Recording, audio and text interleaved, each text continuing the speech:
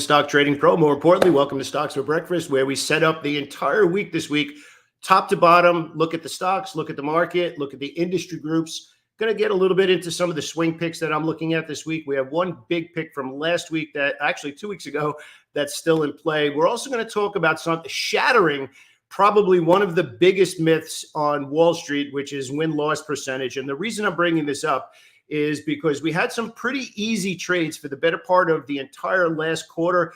We're starting to see a little bit of mixed earnings coming in this quarter. I would say the last couple of weeks started out with banks, which are actually pretty good.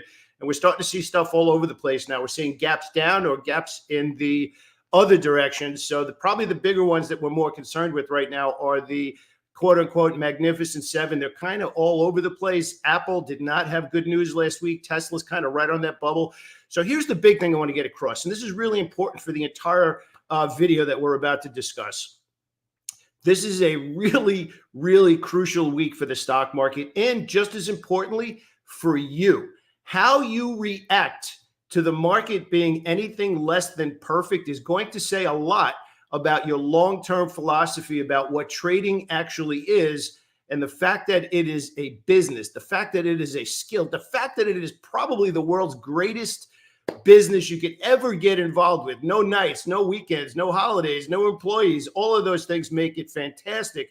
You just need to make sure you maintain your sanity as the market pulls back a little bit over the last week or so, and whether or not the market faces this crucial test this week. And do we catch a bid? I know the futures are actually up a little bit. We got some more big earnings this week. One stock that I want to talk about that has earnings, we'll take a look at the date that is scheduled announcement. It's right on the bubble of the level that we would look at for a massive short squeeze. I'm going to point that out to you today. It's going to be kind of fun to map this one out over the next couple of weeks. Also, since it's Monday, we're going to look at some ideas this week. What we'll do today is if you have any ideas that you're looking at this week, well, if we have chance, type them in there. And if we have a chance, we're going to run through those stocks as well. We got a ton of stuff to cover today. We also have an options breakdown by John Napolitano that we're going to go over today as well. Just want to make sure I say hello to Simon. Good morning, Simon. Johnny Lash. Good morning, my friend. How are you? Joseph, good morning. Good morning. So I want to thank everybody for being here with me. Stick around. Be back in just 1 second. Okay, so as with everything we do on this channel, everything here is for educational purposes. I'm showing you what I'm doing. It's up to you to make the best decision for what you do. Now, we're actually going to start out with, I want to break this down. We're going to get a little bit into what's going on with earnings this week. But when we get into that, I first want to actually head on over into probably one of the most popular stocks, I guess you would say, which is Tesla. And if you remember last week, we actually broke Tesla down, and kind of like right over there is where we were looking at it. And we said, oh man, Tesla broke this big move to the upside, has not been able to recover from the earnings gap, which it did over here. This is really the interesting part. This is roughly the same exact conversation where earnings guidance was okay, but more importantly, margins started to shrink. And we're kind of in that, look at that. I mean, the language I want to use for you right now, it's something that we talk a lot about behind the scenes. I just noticed how much I'm moving my hands on it. Somebody called me out on it last week, and I don't know. I don't think it's because I'm Italian. I think it's because I just really like to get my point across. Oh my gosh, that's so funny. Anyway, what we talked about and something I want to get across to you is something called price discovery. Once you get this theory in your mind, and once you get this concept in your mind, you'll understand how price moves back and forth a lot better. And that's actually going to bring me over into a different trading idea. I'm going to use AMD as an example of a very popular, or I should say very common trading setup or trading thought process that I absolutely do not like. And I'm going to show you why. And I'm going to explain to you the reason behind it. One of the biggest things that we do in our community is I never just say because. Remember when your mom or your dad said that when you were a kid? You're like, because of your mom or because of your dad.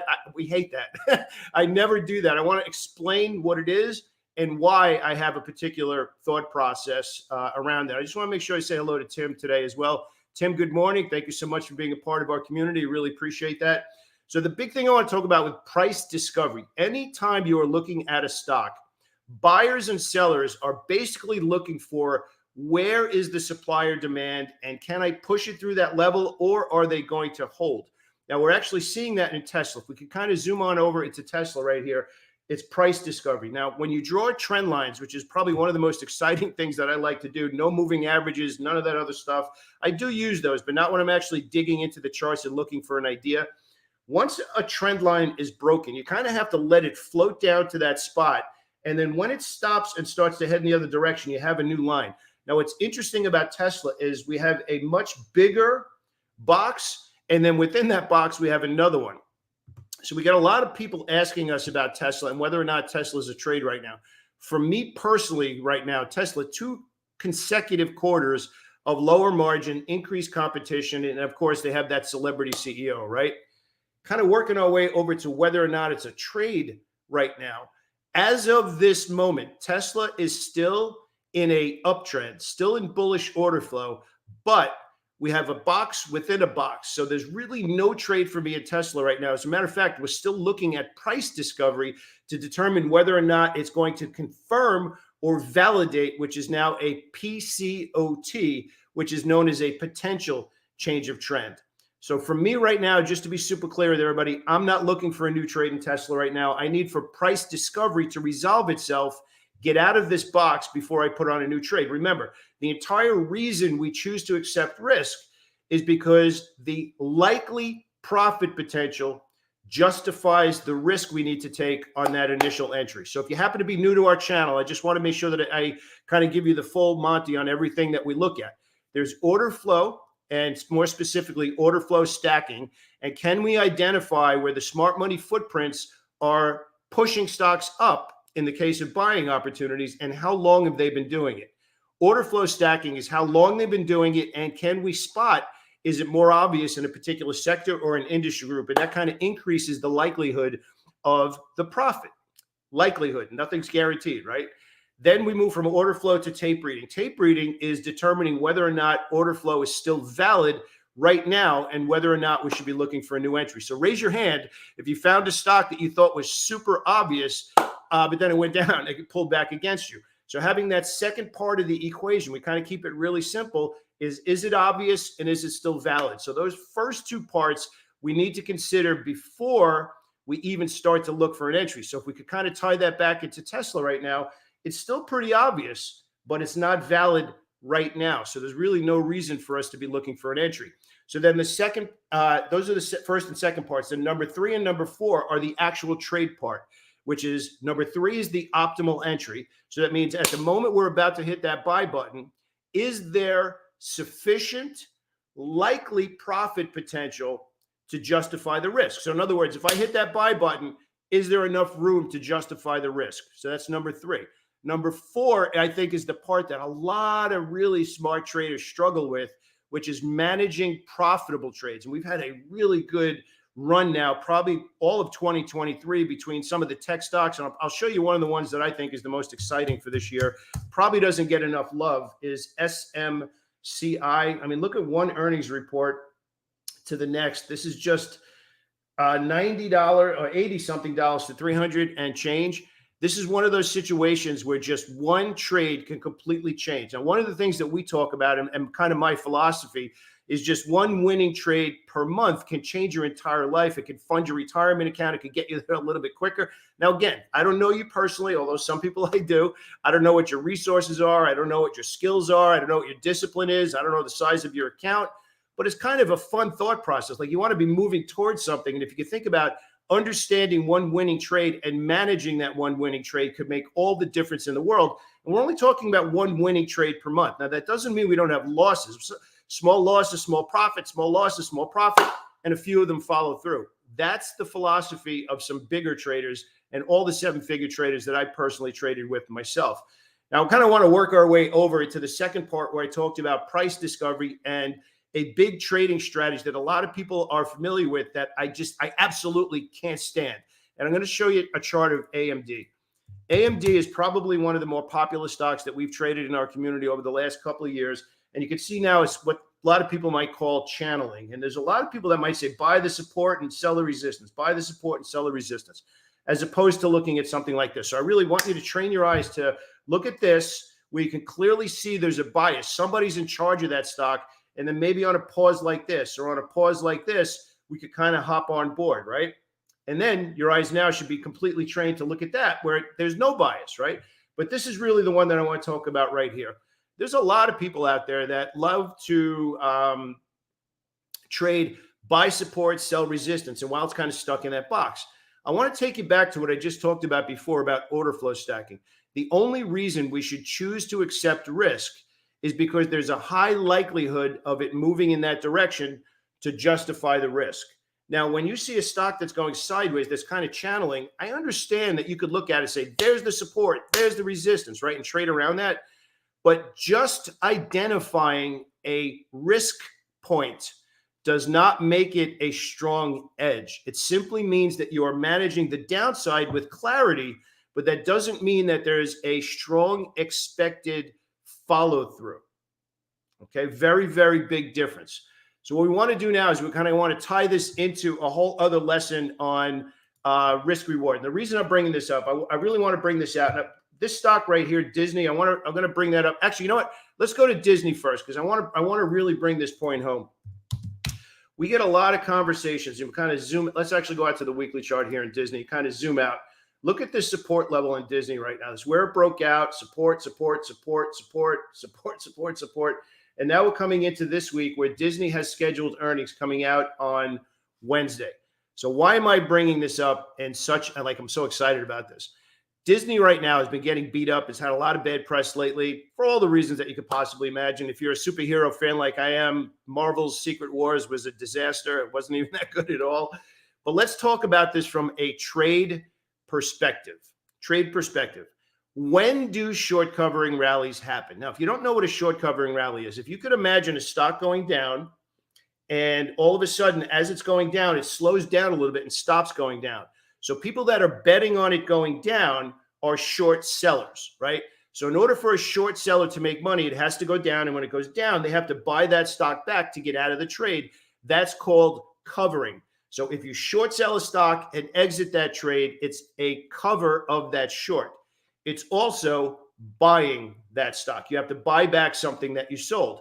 Now, a short covering rally requires a move to the downside. And then typically, once it stops going down, short sellers have to exit the trade. So they have buying. Other traders who recognize that it stopped going down kind of hop on that. So now you have two different groups of people buying. You have short covering and you have new buying. And those kinds of moves can happen very fast.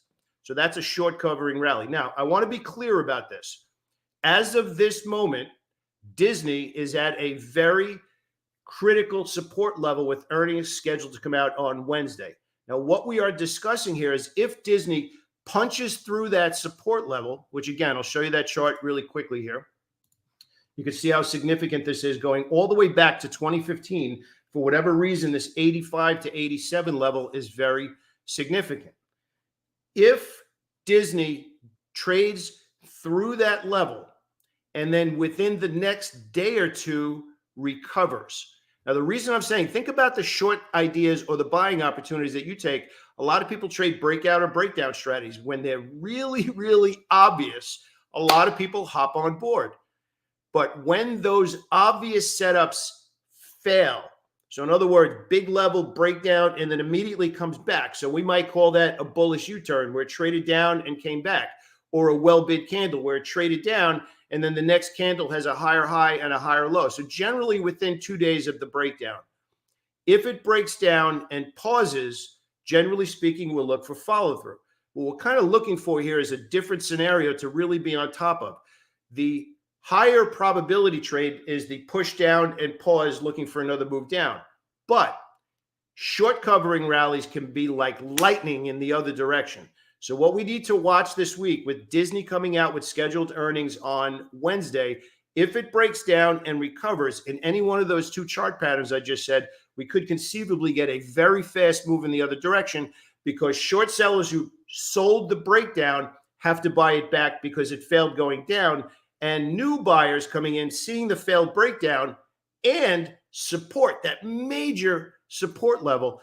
If we break down and get back above this level, we could see a pretty fast move in the other direction, a week or two, maybe 3 weeks in the other direction for a very quick, active trade. Now, requires you to have all that mapped out. That's a very important point. When you know what you're looking for, you're never lost. But just as important is when you know what you're going to do next, all the stress kind of goes out of trading because you're not guessing anymore. You're not predicting anymore. You're saying, if this happens, then I plan to do this. Well, what is all that broken down by? Well, order flow, tape reading, optimal entry, manage the trade. We just talked about managing a profitable trade. Now we're talking about if something happens, breakdown and reversal, short sellers could be spooked and we might see a very fast move in the other direction. It's a little bit of an advanced trade. Remember, everything we're talking about here is education. It's up to you to determine which of these kinds of ideas match your particular skill level at this moment. But even if you're not going to trade it, it's kind of fun to still watch it play out, because I don't know if LJ's on the call with us right now, but LJ's asked a few times about how do we know when a potential short covering rally will happen. And the question comes from, because when they happen, you want to know they are like lightning in the other direction. So something for us to keep an eye on as a community this month. All right. Let's see. Tom is looking at Baba. Let's take a quick look at Baba, and then I want to get into the rest of the stuff that we're keeping an eye on. So here's actually a pretty good example of what we're mentioning, right? Can you look at Baba right now and say that there is a dominant side in this stock? Well, maybe over the last couple of weeks, but what is the likely profit potential? Well, we have resistance here, right? We have a big wall of sellers here at 102, and then it looks like we have a gap fill up here towards 116. So here's how I want to map this out. When I'm looking at an idea, I want it to be so obvious I could explain it to a 5-year-old and say, my gosh, look at how slanted that is, and there's nothing in the way. So something else that we break down. So for example, in this trade in Baba, if I had a scale where I'm looking at an idea and I say, I want to grade it based on 1, 3, or 5. 5 meaning I love it. It's an optimal entry. There's plenty of room to go. The sector, the group, and the market are all lined up. I'm going to get in there. Not only get in there, but I'm going to get in there with a little bit bigger position size.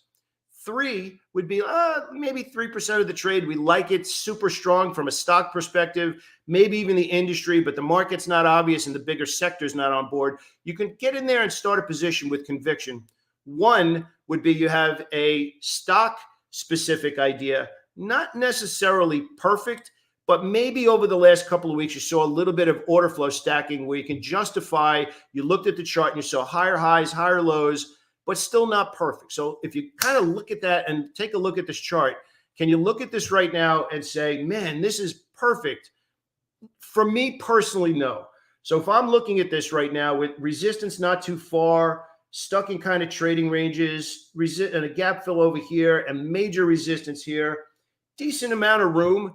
But for me personally, again, I'm not telling anybody else what to do. For me personally, if I go 1, 3, 5, if I was leaning on that most recent stacked order flow, which is maybe a couple of weeks, and the fact that there's resistance and a much bigger, wider trading range, for me, this would be a lower initial position size, probably a 1, not a 3 or a 5, because I think it's okay. Maybe a starter position so you could read the tape, not a lot of risk on, and you have it in your position somewhere where you could read it going up or down. If it starts to move in your favor, maybe you could consider adding to it. But here's the big part of trading. You have to think to yourself, is this the best idea I can find right now?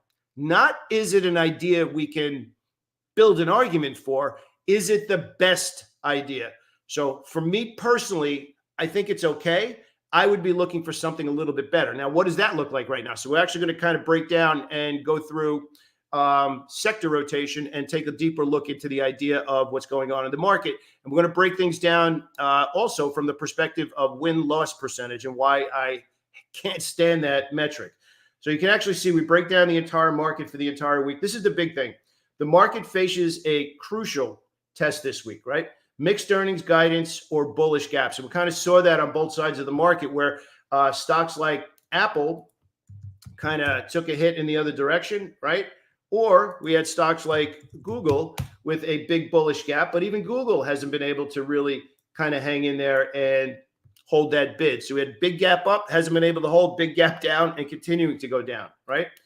So mixed earnings, all boats are not pulling in the same direction, which means we get strategic and focus more on sectors and groups. And that's actually what we're going to focus on over here. if the bull market remains, the market should rally this week. So I want to be clear about that and what I'm actually setting up for myself for the week. We had some earnings come out. We had a big move up in the market. The market's pulled back a little bit. NASDAQ pulled back, held support. The SPY actually traded okay last week. Not great, but okay. So we basically had like a 5 to 8 day pullback. So the way I'm looking at it is if the market is still bullish and that bullish tone is under the market, we should go up this week.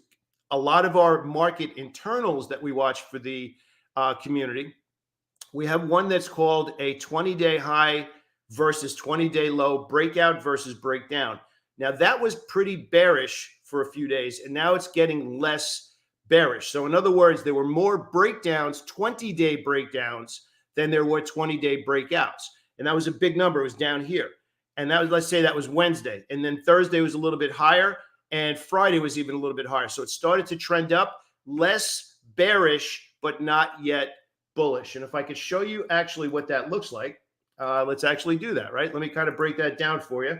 And if we kind of take a look at the metrics over here, let me zoom over a little bit. And right here. So what we're talking about, basically, let me zoom that out a little bit so you can actually see it. We're talking about right here. So this is still bearish. This is actually coming back a little bit, so less bearish, right? So you can actually start to see that it is starting to not push down, came back a little bit, and then obviously we had that big meltdown in the market on Friday. So we have the big picture pullback. We have the market internals a little bit less bearish, but not quite as bearish. This is a critical week for the bulls to make a stand. Now, here's the thing. We had really easy order flow to read. I don't want to say easy trades because I don't know how everybody can trade, right? We had really easy order flow to read. We are now in a state of the market where it's a little bit less obvious across the board. And that's going to be a test for not only for the market, but for you and how you mentally handle trading an opportunity that is less than perfect. And we actually see it with new members coming into our community. They get kind of a little bit freaked out with perfect, and a little bit of a pullback, and they're panicking. And we have to teach them, you got to think the long term. And I'm going to show you what that means right now. Okay. So again, want to work our way through this. All right. If the bull market remains intact, we should rally this week. We mentioned that during the recent decline, we saw lower lows, lower highs, and many popular stocks threatening to confirm bearish change of trend, which is what we just talked about here in Tesla. So you got to keep this in the back of your mind. So now you should be thinking to yourself, 1%, 3%, 5%. There's different risk levels based on the quality of the idea. And now we're going to start to break into those ideas from a sector-specific play. And if you just happen to tune in, we're going to be talking about energy stocks in a big way. And there's some news from the Saudis that they are cutting again. So we're actually, crude oil is actually at a big level. We're going to take a look at that in a second as well. Okay. So I'm talking to you, right? You will also face a critical test and a critical moment this week. 2023 produced some massive wins. Dare I say some easy trades, you might say. So here's the thing. How will you react when those profits that are so good that you had to work hard to mess up become small profits that turn into small losses? So basically what we're saying here right now, and this is a really advanced thing. This is something that I talk about in our community. It's something I talked about when I owned my trading firm, was that you have to react differently to different market conditions. But that means you need to know what great looks like first. So remember the quote that I said before, all right? When you know what you're looking for, you're never lost. But this, turn the page, and the next page of that says, that means you need to pay attention to what kind of opportunities are in front of you, and then adjust your position size and your expectations with the quality of the idea. So May, June, July, amazing trading. August, a little bit less obvious, which means that you, me, all of us have to adjust our expectations for follow through and how much risk we are willing to accept simply because the conditions changed. So again, I like to keep things simple. I like to have you think about something. May through June, you're driving on the Long Island Expressway, 495. You're heading out to the Hamptons. Nobody's on the road but you. Great, right? I had the Beach Boys playing when I lived out there. August a little bit different. We get a little bit closer to the Hamptons, and now all of a sudden we're in stop and go traffic. Everybody's jammed up. We have to pay attention. So if you learn nothing else from me ever, this is the biggest thing. All situations are different, and you will amplify your results dramatically when you understand to pay attention and understand that you have to adjust how much you're willing to put into the deal based on the quality of the idea. And remember, those 4 steps are very easy: order flow, tape reading, optimal entry, and profit maximizer. Okay, very, very simple. And by the way, if you want to learn more about this or possibly talk to me about getting into our coaching program, there's a link to our support email is below in the description. If you want to find out a little bit more about working together, just no pressure. Just click that link down there and email us. All right. So anyway, let's continue to get through this, right? So some simple math to keep your sanity right now and some context. One of the biggest myths, I believe, one of the biggest garbage in all of Wall Street is win-loss ratio. We get people all the time. I got an 80% win-loss ratio. I don't care. I'm going to tell you why. So many brag about it, but it likely means you are cutting your profits short. I'm sorry, but that's a fact. Anybody who is consistently bragging about how high their win-loss percentage is, they are likely taking a profit as soon as they have it, instead of doing what we've had in some trades like this. Just to give you an example, where the entry was here, this simple breakout, and we had basically a 38.50, I believe, was our entry, and 90% move. Now, if we would have took the first profit here as soon as this thing took off, we would have been like, yeah, big win-loss percentage, right? Booking that profit, booking that profit. That's not how big traders make money. Big traders milk every single trade for every penny it's worth, but they also have very clear signs of when it's reversing, which in our universe is the profit maximizer. We always have initial profit targets for trades that justifies the initial entry. But then when we hit the initial entry, the initial profit target, then we shift over to profit maximizer mode. Now you're gonna want to screenshot this. So I'm going to tell you this ahead. I don't normally give out swing trades, the exact ones that we do, but I think this is a really important lesson for you to understand how to structure a trade from start to finish, so that you really think through, how do I plan to manage this trade both in my favor or against me? So what I'm about to show you are 2 ideas that I'm looking at this week. Again, I don't normally do this, but I'm going to show you the entry, the stop loss, when I plan to add shares, what my initial profit target is, and then after it hits, if it hits my initial profit target, then I will shift over into the profit maximizer and see how much more I can get out of that trade. And before I do that, though, I want to show you why this is so important and why win-loss percentage is garbage. And keep this in your mind, because every time you have a losing trade, you have to say to yourself, was it a good idea, and would I take that trade again? So I'm going to first show you the numbers, and then I'm going to show you those 2 trades so you can actually map those out for yourself. Okay? So the big thing I want to talk about is this. Okay, let's let some simple numbers click in. Let's say that we're 2-to-1, not even a big 3-to-1, but let's say 2-to-1. You can get that day trading or swing trading. It doesn't make a difference. And let's say you have a 50% win-loss percentage, as long as you are earning a reasonable amount on your winning trades. Well, 50%, $10 in wins, $5 in losses. Even at a 50%, only 2-to-1, you're still making money. So every time you take a loss, dial down the stress, and remember, it's a part of the process. And here's where it really starts to get a little more exciting. Let's go to 3-to-1, which is what we typically look for on our overnight exposure swing trades. And now we're talking about a 40% win ratio, but you now understand how to hold good trades longer. This is why I said before, only one good winning trade per month can completely change your entire life when you understand this principle. 4 wins, 6 losses, $12, $6, still profitable on only a 40% win ratio. Now, here's the beyond a shadow of a doubt, the most important part, and I want to actually highlight this because it's that important. Remember what I just said before about understanding 1%, 3%, 5%, right? These numbers, the 3-to-1, the 2-to-1, do not take into consideration position sizing for ideas that have stacked order flow, which I also just talked to you about, or holding good trades longer. That's just you're only getting 3, okay? Which can make these gains much, much larger. Now we're actually going to go all the way down, and then I'm going to come back up to sector rotation and the option stuff, right? So we're going to go over here to swing alerts. So you can actually see the way that we kind of break the trade down. You have all the reasons. We have the chart for SWK pulling back, trading into one of my favorite patterns, which is an inside candlestick, bullish gap after earnings. I'd like to see it get back above the earnings gap, but that's another conversation, right?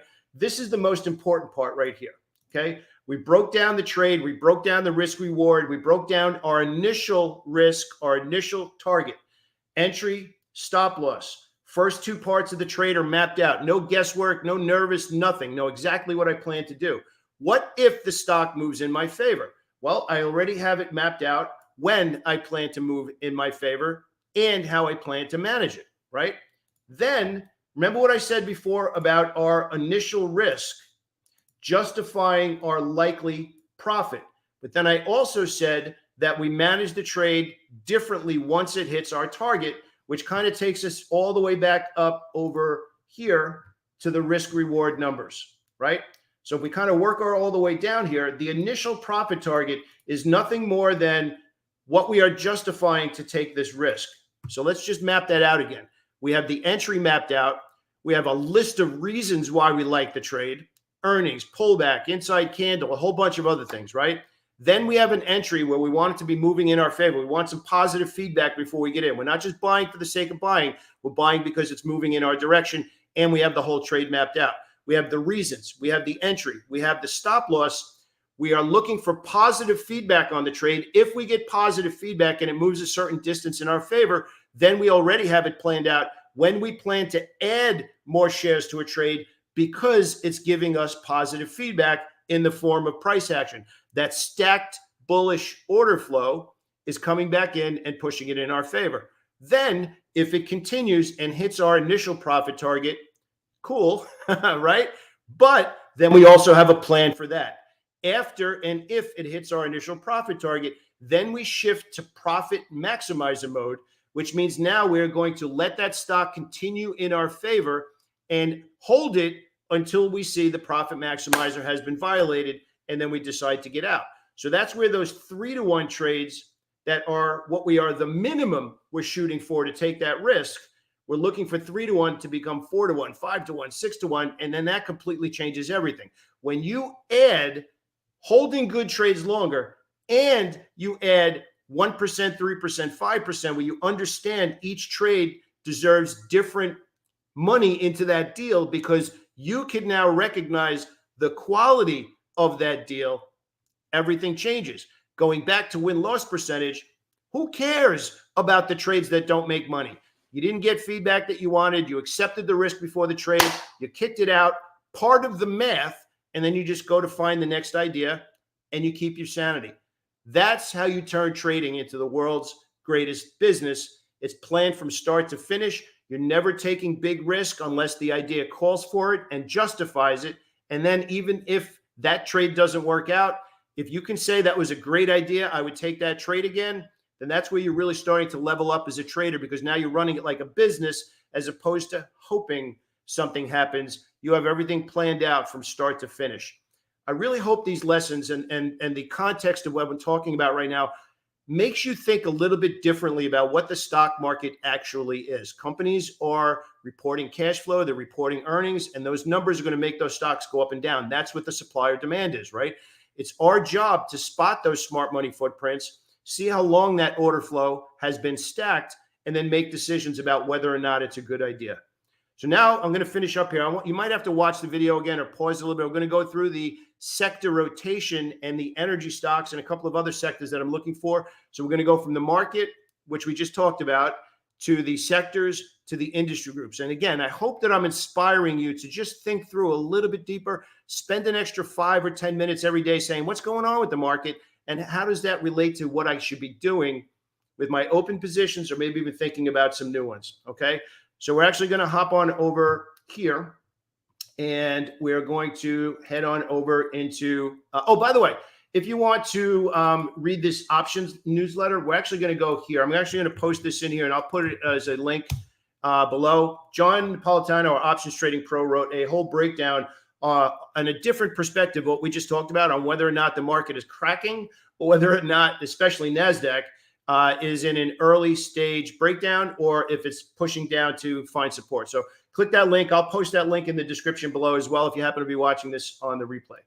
Okay, so we're going to break down now the sector. So energy stocks, write that down. Energy stocks held the bid on Friday as the rest of the market spent the afternoon collapsing. So if you're not aware of what the market did on Friday, just to give you an idea, this is what the market did, right? So now we're talking a little bit about what's going on in some of these stocks. So MTDR and SM. So if we kind of hang out and put this in perspective, you can see what these stocks are doing. Not only did they trade higher, but they closed near the high, and they're actually near a breakout level. So you can actually start to see where sector rotation is a little bit different from getting a read on the market. We're now going a little bit deeper into the order flow. And you can see buying coming back week after week after week after week. These are the visualizations of stacked order flow and sector-specific stacked order flow, which is why I'm really leaning on, look at this relative strength compared to some of the other ideas that we just take a look at. So as we kind of break our way down into Matador, not Matador, oh my God, MTDR and SM, you can actually start to see at or near breakout levels or clearly clearing breakout levels. Now, again, in this sector, we're seeing stocks hit new all-time highs. That's a clue. Remember, we're stacking the reasons for choosing to accept risk, right? So stocks in the game plan, this is a bigger list of stocks in the energy sector. And you can actually see CPE is also at or near an optimal entry here. Technology, looking for market leaders. Here's one that I want to talk about that is really interesting. You could take a snapshot of this as well. Nets. This is one we talked before about price discovery. This is a fascinating one of price discovery. 1, 2, 3, 4, 5 different times net traded at the 71 to 72 level. That is a perfect visualization of price discovery. Now, the big thing I'm looking for in this stock, I'm not looking to buy it just because it broke out and earnings was reported. I want it to get above the level where the earnings gap happened, which in this case here is 71.78. So let's say 72. So you can see it's actually below that. Now, again, this is where you know what you're looking for. You know what you need to do, and you don't do anything until it happens. So you set an alert. That's what I'm doing at 72. If it gets back up to that earnings gap and specifically where it gapped that morning, then I will look at it and consider whether the risk reward and the order flow is stacked enough. But that's a big level. Not only is 72 a big level of price discovery, again, let's keep this as simple as possible because you want to make trades with conviction. 72 is a significant level, but then we got to say, is there reward potential if it finally gets through? Remember, does it justify the risk? Okay. So if we take a look and zoom out a little bit on net, well, there's minor resistance here, and then there's nothing. Probably the next big level is up over here where you can see again, wow, look at that. Support, resistance, resistance, resistance, couldn't get away from it, and resistance again. So we're essentially looking at almost a $50 move with a little bit of resistance over here if net can get back above 72 and volume actually punches up there as well. So remember, if then. I want to be clear. I am not saying I'm getting involved now. I'm saying it's super interesting. A lot of price discovery around that level 72. If it gets back up there, it's going to have my attention again. So let's keep an eye on that together as a group as well. All right. So let's kind of wrap up and head down into the rest of the ideas that we're looking at from a sector rotation perspective. We talked about IBM a little bit. PLTR has earnings scheduled this week. Be aware of that. SMCI, we just showed you that stock as well. I want to go through this so you can actually pause this and take a look at some of the ideas, how and why I'm also taking a look at these ideas as well. Okay, so you could actually see another stock that has plenty of room to go. So you're starting to see what we're looking at here. If I'm choosing to accept risk, I want there to be reward potential so that it justifies the risk, as opposed to something like this, where right now, that's the right price. And I'm going to leave it alone until something happens. Somebody comes in there and disrupts it. Industrial stocks, I like the pullback in CAT, a couple of other ones, ETN, bullish gap, pause, like that one as well. All right. So you can pause this, take a look at some of the ideas. GE pulled back to the breakout. Another great example of a breakout after reporting, did not hold it. And this is where a lot of people are kind of like, what's going on in the market? We pulled back. Let's see if GE holds the bid this morning. And now we work our way into some industry groups, specifically in the industrial area and also into oil and gas, E&P. And this is probably one of the biggest things right here, had the largest number of stocks with stacked bullish order flow. Covered a lot here today. I really hope that you watch this video more than once. And what I also want to tell you as well, I'm going to give you the link right now. Make sure you hit the blog because if you go to our blog, and I'll leave this link below as well, We covered a lot of really interesting things today. So I'm going to put this video on the blog, and I just put the link in there, and I'll put it below. We're going to give you the transcript of today's video. So when you go to the blog post for this call, you're actually going to see the transcript right below the video. You can copy and paste it and print it out. Highlight some notes. And if you have anything that we discussed today that is interesting to you, you want a little bit more feedback on, leave a comment below the video, and I promise I'll get back to you as soon as you leave that comment. All right. Let's go have a great week, everybody. Have an awesome, awesome day. Thank you so much for joining me. And if you have any questions, leave a comment. If we did a good job, do me a favor, give us a thumbs up and make sure you hit that subscribe button. All right. Have an awesome day, everybody. I'll speak to you soon.